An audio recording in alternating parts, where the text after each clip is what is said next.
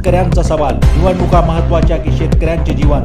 संपूर्ण महाराष्ट्रातील शेतकरी बांधवांचा हा संघर्ष पुन्हा एकदा ऐरणीवर आला आहे। न्यूज 29 महाराष्ट्र, तुमच्या आवाजाची, तुमच्या हक्काची बातमी। मुख्य संपादक महेश पेंदोर। यवतमाळ जिल्ह्यातील घाटंजी तालुक्यातील शेतकरी हादरले। निवडणुकीमुळे आता भाव वाढणार नाही, जगावे की जीव द्यावे?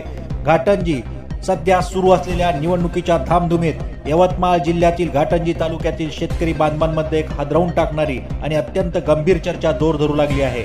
निवडणूक आचारसंहितेमुळे आता भाव वाढणार नाही आणि कर्जमाफीही मिळणार नाही या भीतीने शेतकरी पुरते हताश झाले आहेत। अतिवृष्टीमुळे पिकांचे मोठे नुकसान झाले असतानाही कापसाला योग्य भाव मिळत नाही।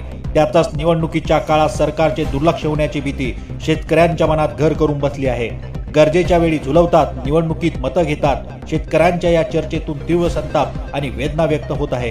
गरजेच्या वेळी झुलवतात, शेतकऱ्यांच्या मालाला जेव्हा नैसर्गिक आपत्तीमुळे अपाट नुकसानीचा सामना करावा लागतो तेव्हा आम्हाला भावाची नितांत गरज असते, पण सरकार आम्हाला फक्त झुलवत ठेवते।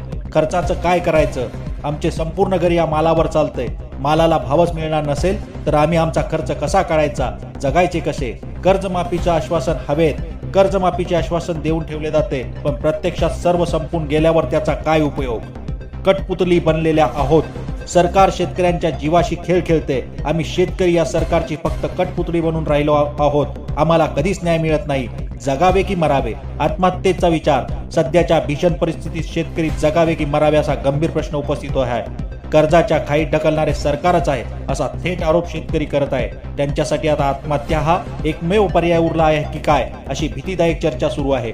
पाऊस जास्त असल्याने कापसाचे पीक हे व्यवस्थित झालेले नाही, त्यात भाव मिळत नसल्याने घाटंजी तालुक्यातील शेतकरी पूर्णपणे आर्थिक संकटात सापडला आहे।